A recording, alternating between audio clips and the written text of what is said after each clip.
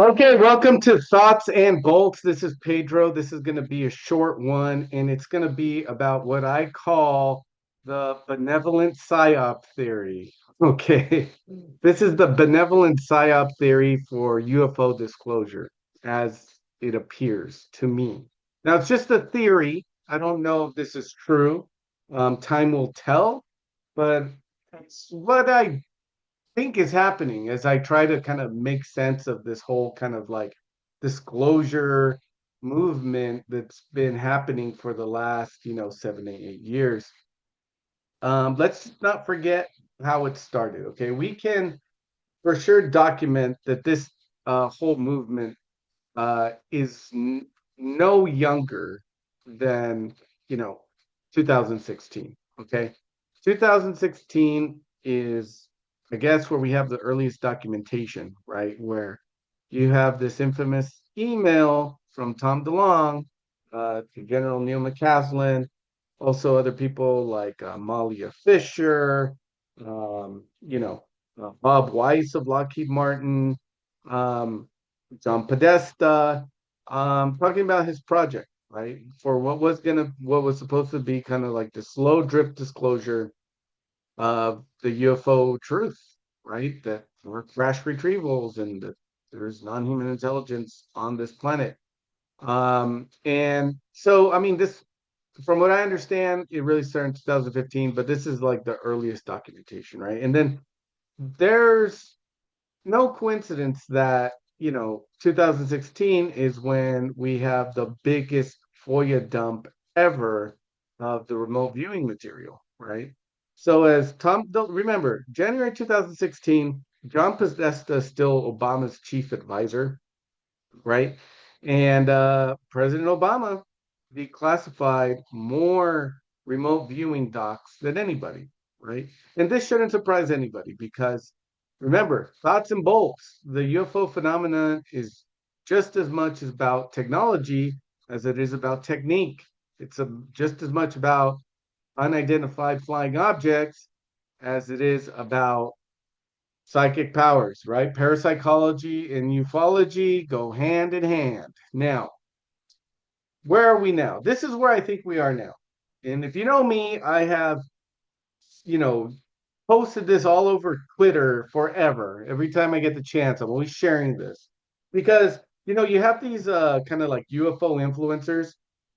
And I've noticed because, man, I've been following this since 2020. Okay. Since just before, you know, kind of like Lou and Chris Mellon and Steve Justice, just before those guys left TTSA, right? That's when I started following this. And then once Lou started getting on the podcast circuit, I was listening to almost every show he was on, right?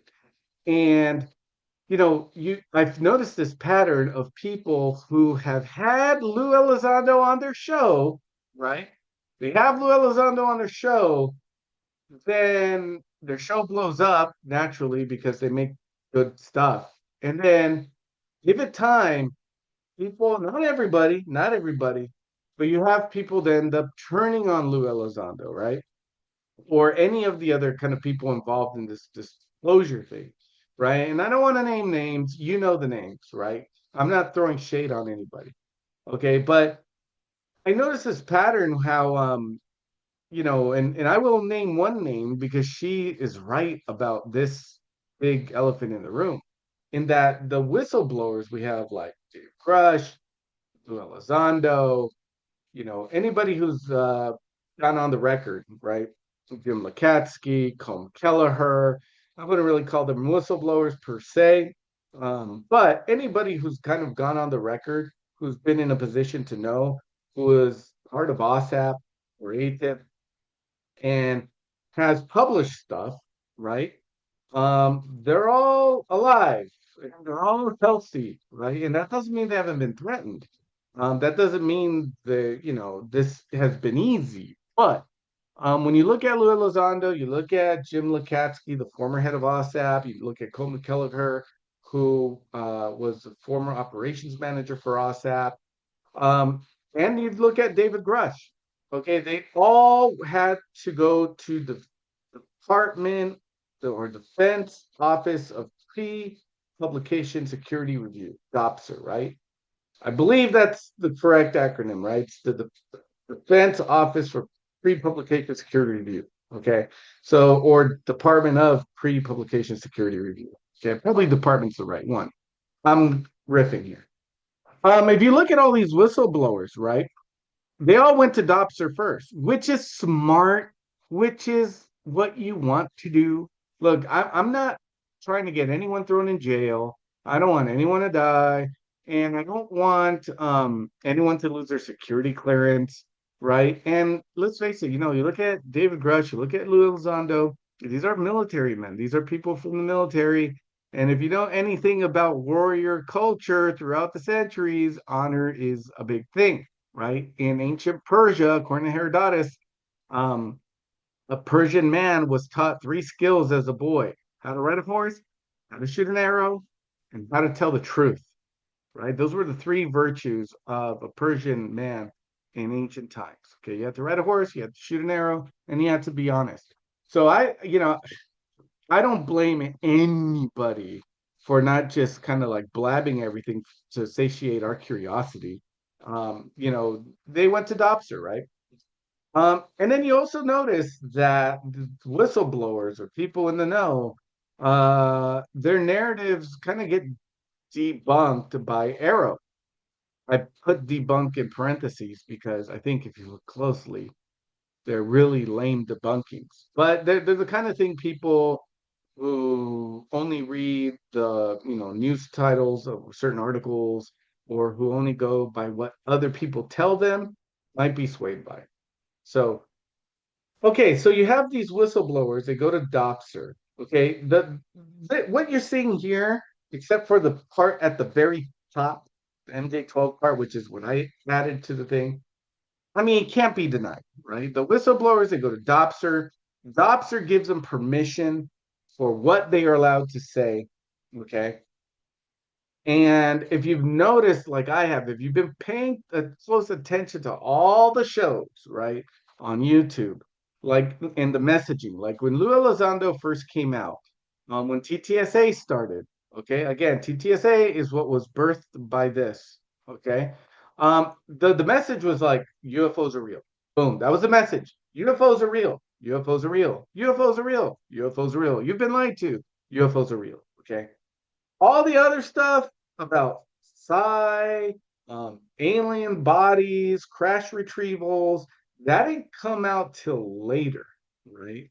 And part of this might be strategic, because if UFOs are real, once you come to that conclusion that there are objects in the sky that no one can identify, okay, and that they're intelligently controlled. Once you've taken that red pill, kind of everything just like dominoes falls right after it, right? It leads you to close encounters. It leads you to the abduction phenomena. It leads you to crash retrievals, right? Stuff like Roswell.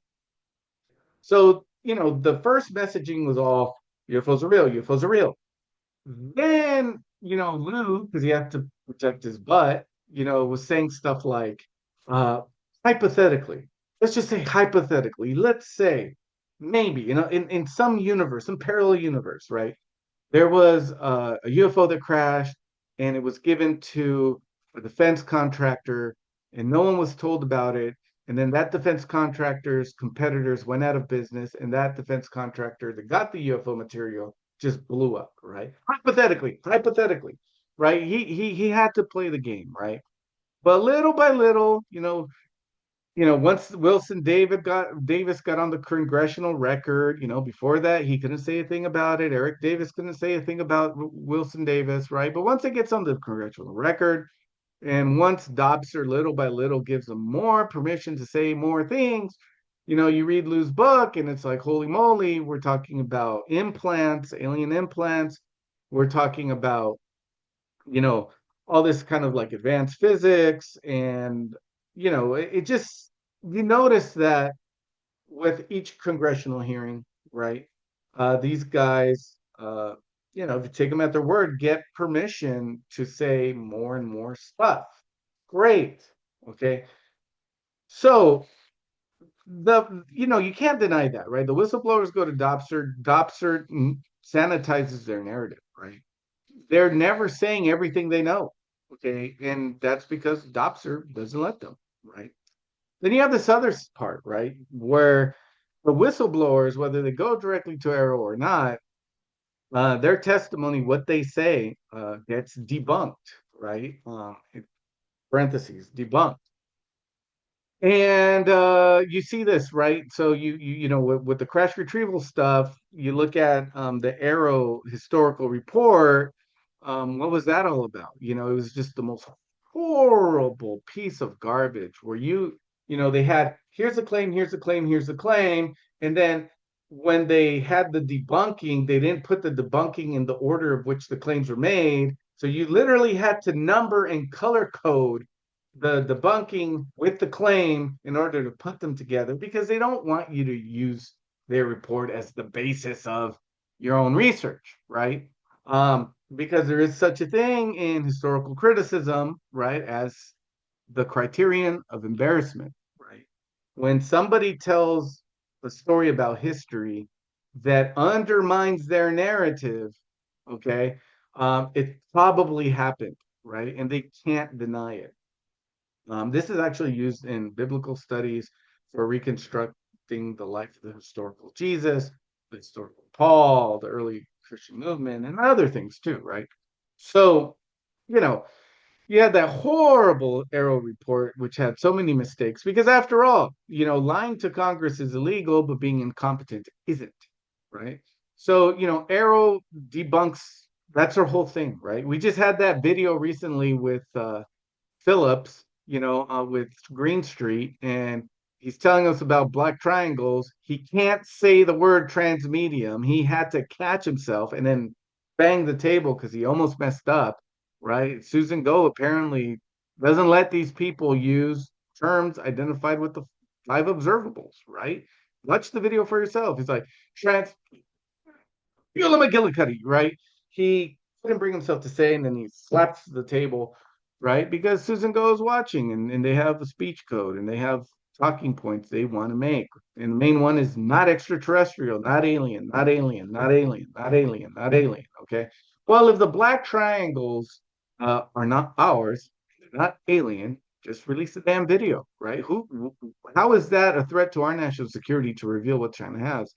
Or Russia for that matter. So it's really nutty. But if you notice that the whistleblower stuff always there's a debunking from Arrow, right? And then what happens, right? When you have the whistleblowers, they go to Dobster. Dobster tells them what they can say, and they say it. And then their testimony gets debunked by Arrow. Okay. What you have in the square in the middle, which is the people are left to choose the preferred story, is you and me. Okay. You and me get to look at what Arrow says and what people like Lukatsky, Kelleher, and Lou and Grush and hey, the Skywatcher people, right? The Skywatcher people, all these people are saying, and we get to choose for ourselves what we prefer. Because let's be honest, none of us is objective, purely 100% objective. Okay. We all have our own life experience. We all grew up in different cultures, speaking different languages, experiencing different religions or no religion.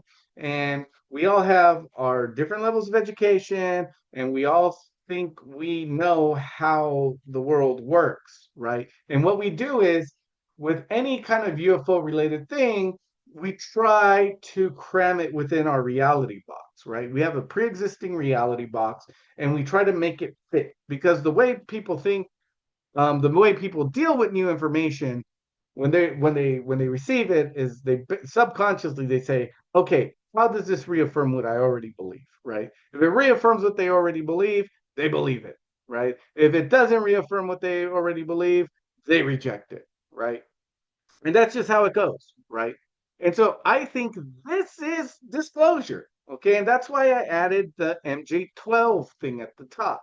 The MJ12 thing, the Majestic 12, the Zodiac thing at the top, represents the legacy program. It represents the handful of people, literally maybe less than 12 people in a country of more than 300 million, who know the secrets, right? Who know all the secrets, how they all fit together, right?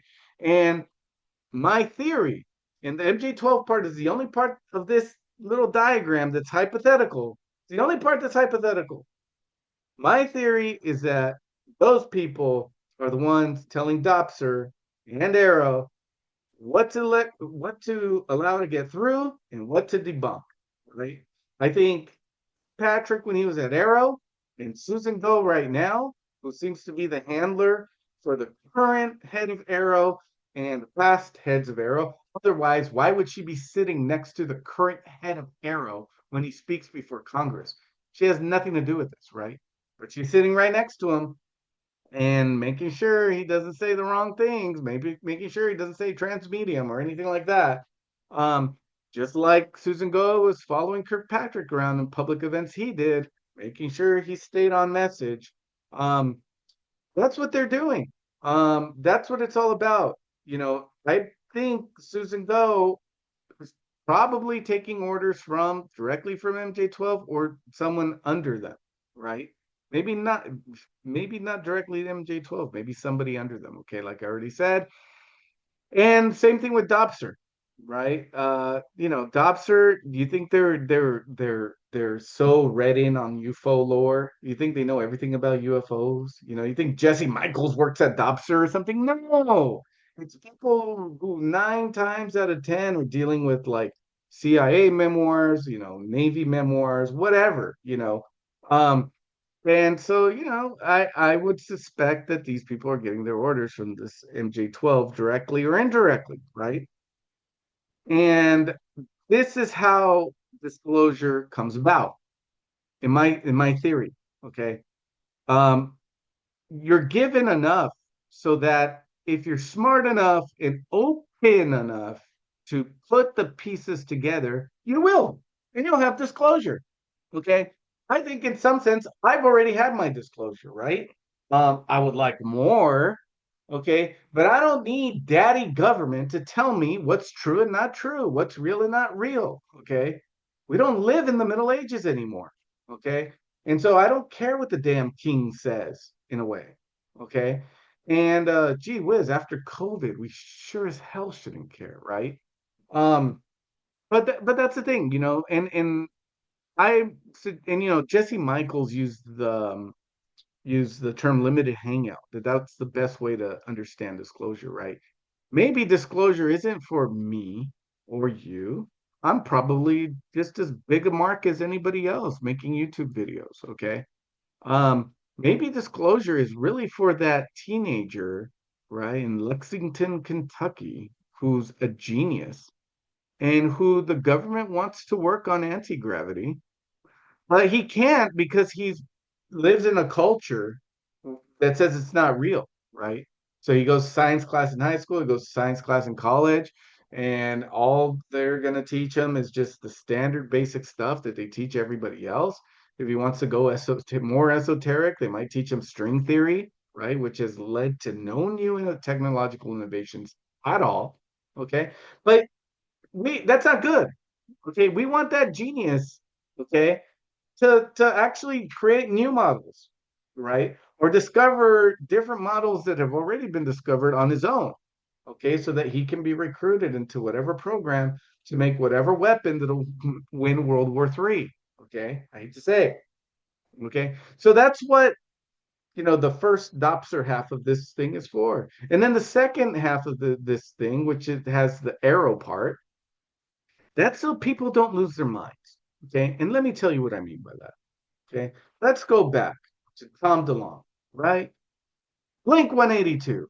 If you think Tom DeLonge is just a rock star, you've missed the point. Tom DeLonge is a businessman. Music is his business. Movies is his business. Books are his business. Okay. He's a businessman. Musicians are a dime a dozen. Almost none of them are as successful as he is in making music. Why? Because he's a businessman. He may not have gone to college, he may not have a PhD, but he's brilliant. He's a genius. He has street smarts. Okay. And that's why he's been able to pull off what he's been able to pull off, right? So you have Tom DeLonge, and where are we now? Well, his latest production is a movie called Monsters of California. Okay, it has a lot of kind of like sophomoric, Blink 182 ish kind of like, uh, you know, the guy humor. Okay, it's not for everybody, right? But there's a beautiful, beautiful scene where Tom DeLonge's characters, right, three characters, they fall in with this guy who used to work for the Pentagon, who used to work for ATIP, right? And he's hiding from the government in his cabin in the woods. And he has this like full collection of like different scientific papers and top secret papers and kind of like religious paintings and all the different strings connecting different things. And you have this thing which I call the DeLong mandala, right? Because sometimes it takes an artist to say in art what can't be said in a peer-reviewed paper, whether that be philosophical or scientific. Now, why this? Why this? Why TTSA? Okay, why lose podcast tour, right? For all these years, right? Um, why is Dobser letting things out? Okay, stuff like Katsky and Kelleher and Grush and Lou and Kudoff, I would imagine, have said, I don't know if he's ever gone to Dobser, probably has. Why are they letting all this out? Right? Why are these people still in good graces with the government? Why was Lou consulting for SpaceX? Not SpaceX, Space Force. Why was Lou consulting for Space Force? Because he still has his security clearances. Why? Because he's followed all the rules. Okay. And why are they letting him talk? Okay. Well, they're not letting him talk reckless because there's Arrow to counterbalance everything. Same thing with Grush, right? Okay. Now, why this? Why? Now, look, I don't believe this model at all. I don't believe anything when it comes to UFOs. Why? Because I don't think ufology and parapsychology should be about belief. It should be about science. It's a, and in the case of ufology is like a mixture of science and history, right? You need good historical criticism, right? Good historical methods, right? And then you need science, and then parapsychology, you also need science. But so please take this with a grain of salt. But let's just suppose, let's pretend for a minute that we live in a universe where this is true, right? And what you have here is you have the others. Okay, we don't know if they're from another planet. We don't know if they're from another dimension. We don't know if they are a lost branch of the genus Homo, which evolved under the sea. We don't know any of that. Okay, but you have the others. Okay, and our ancient ancestors and people even today have interacted with them. And when they interacted with them, they told stories about them, right? And they gave them different names and mythologies in accordance with their pre-existing worldviews, right? Angels, demons, devas, asuras, right? Um, Jinn, Oni, Kami, okay? So, different people in different cultures with different worldviews gave them different names and understood them in different ways because they're different. But at the end of the day, it's just the others. Sometimes they do good things, sometimes they do bad things. So people inferred based on the fact that we have so much like binary within our world, right? We have male, female, we have light and dark. Okay. We have up and we have down, we have hot and we have cold, right? People inferred that, oh, when they do bad things, that's the bad ones. And when they do good things, that's the good ones, right? And then what happened? They created religions, mythology plus ritual, right? Mythology plus ritual to reenact their experiences with them, to reconnect with them, to worship them, right? And then that is Christianity, Islam, Judaism, Hinduism, Shinto, Zoroastrianism, Taoism, Sikhism, Gnosticism, right? But then what happens? Is people follow these religions, right? The really hardcore, right? The people that go esoteric, right? The people that become monks and nuns, right? Or priests and dedicate their life to contemplation. They touch something that's not the others, but the very fundament, the foundation of reality, right? Which is represented by, you have this big circle, right? And on one end you have quantum mechanics, and the other end you have consciousness. And the way I interpret this work of art, because that's what it is that, mind and matter are on a spectrum, right? Or they're two sides of the same coin, or there's one thing that is mind and matter, whatever your metaphysics du jour is, okay? But where consciousness meets metaphysics, I mean, where consciousness meets quantum mechanics, um, that's what the people touch, right? They get reconnected with the ultimate reality, which is somewhere between the two. That which generates the two, let's say. It's hypothetical, I'm spitballing here. Okay.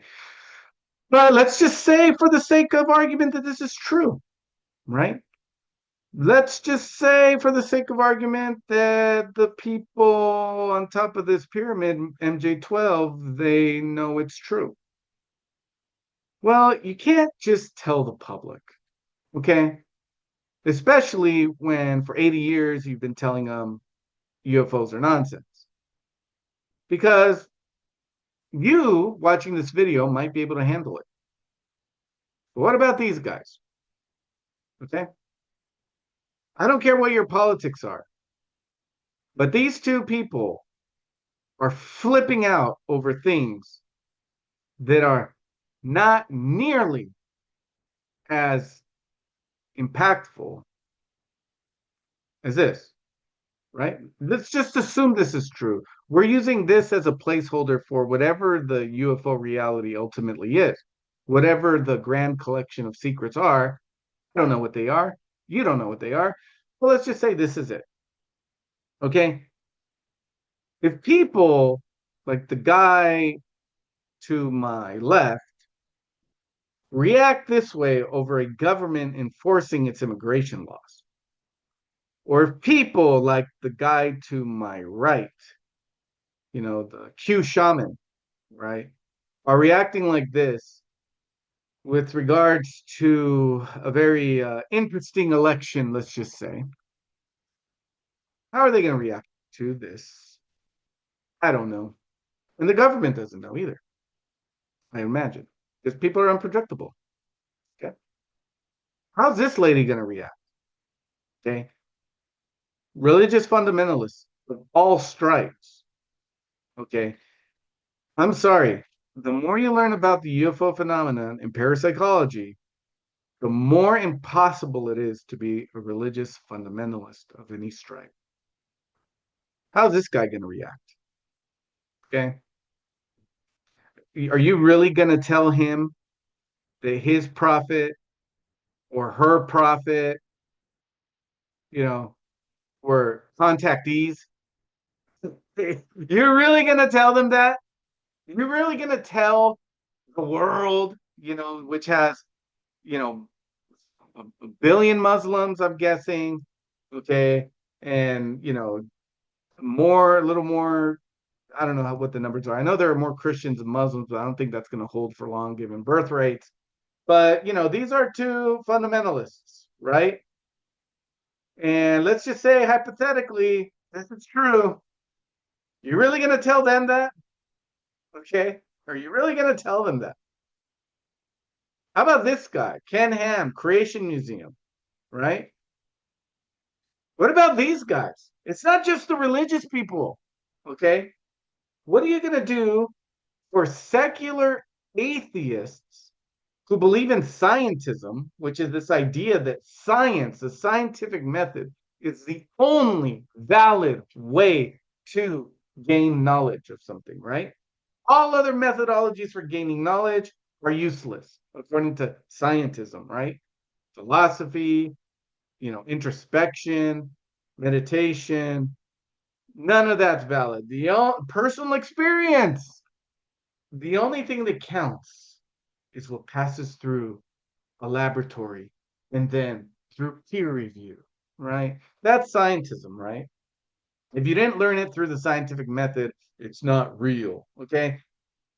These people, I think, are going to freak out way more than these guys. I really do. Because guess what? These guys, their views might change. They might mellow out. They already have categories for the others. Okay. They already have categories for non human intelligence that's more powerful than us or more intelligent than us. These two people, they already have mental categories for whatever is, the cause of consciousness and quantum mechanics, or they already have ways of explaining the relationship for spirit and matter, okay, mind and body. They already have models for that, okay?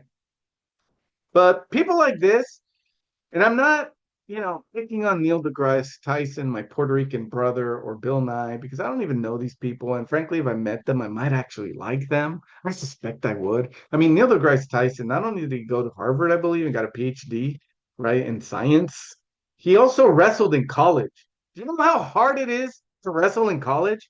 You have to be better than tens and thousands of other wrestlers in high school to wrestle in college.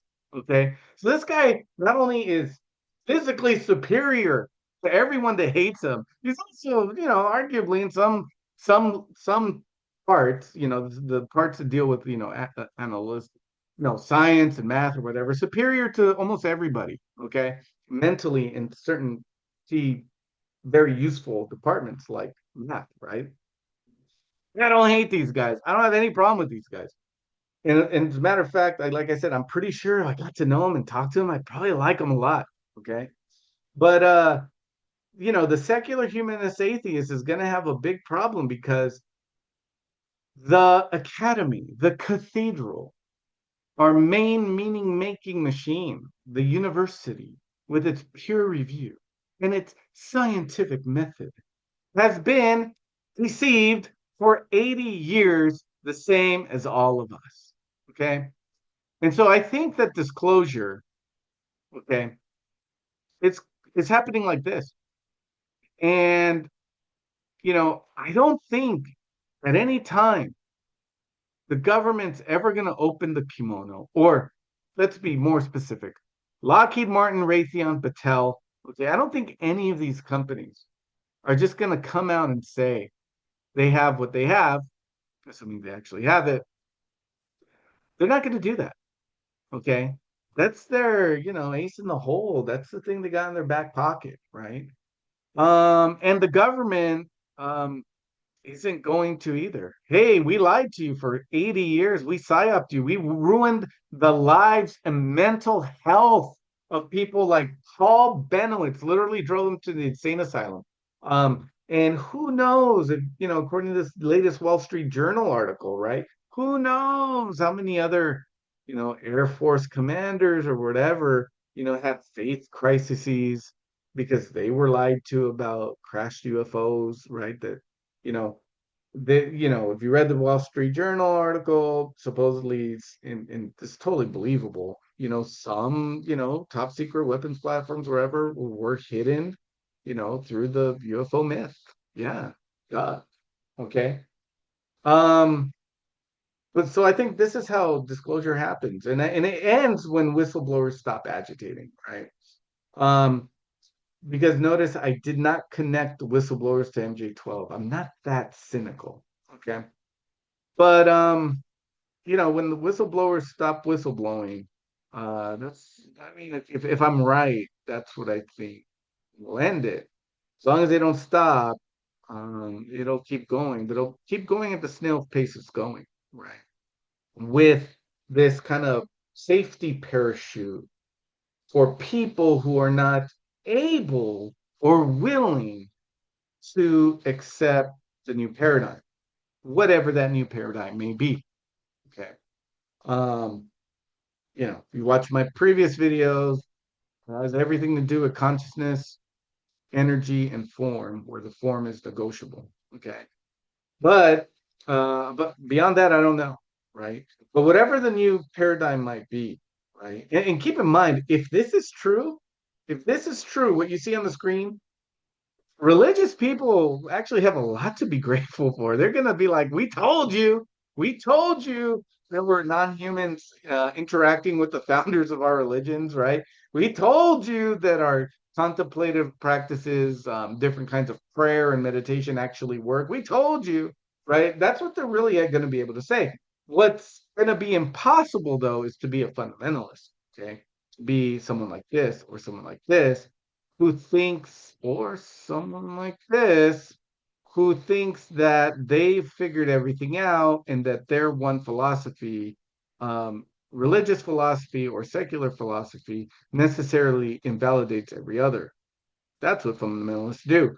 Another thing fundamentalists do, which they won't be able to do, is say their scriptures are inerrant, that they're perfect, that they're mirror representations, literal representations of what happened in the past. In some cases, they are. In some cases, they're not. Okay. And fundamentalists will have to come to reckoning with regard to that. Um, so yeah, this is what I think is happening. And this I think explains what Kelly Chase was saying months ago, where she's like the elephant in the room. Like, why are all these whistleblowers still alive? Why aren't they in jail? Why are they still in good relationships with the government, right? Well, because they're obeying the law, right? But again, their narratives are sanitized, right? And Arrow is there to debunk anything that comes out of Dobster, right? Out of anything that comes out of these whistleblowers' mouths, Arrow has a rebuttal of some kind, usually garbage. Um, but that doesn't matter to most people because most people aren't like you and me following this thing religiously, right? The people are left to choose what they can handle, what they want to handle. Okay. They're free to choose. This is how you keep the churches and mosques and synagogues from burning. This is how you keep, uh, you know, this happening worldwide and on bigger scales than it is currently happening because a country decides to enforce its immigration policies or because there was an election you disagreed with for whatever reason you didn't think it was legit, right? Those two issues are nothing if this is true or something like this is true. Okay. So that's why I think this is happening. It is a limited hangout, like Jesse Michael said. And I think it's going to be a generational thing. I don't think this is going to be, there's going to be one day where the president says, my fellow Americans, or, Anderson Cooper, is standing in front of a Lockheed Martin hangar with a flying saucer, hovering behind him, right? And oh look, I go inside and it's bigger. I don't think that's what's going to happen. I think this will happen for at least another generation. And then who knows what happens after that, right? Maybe we discover zero gravity outside of the, black budget world. Maybe we make contact with the others, you know, outside of the black budget world, outside of UFO land, right? Okay, because, we already have people who have had close encounters and we've had that for, you know, a very long time. So that's what I think is happening. And, I hope you enjoyed this. I thought this was going to be a very short video. I was wrong, but I hope you liked it. So just remember, like I always say, look inward more than you look upward, and you'll understand what's up more than any other way by looking what's in. Thank you and good night.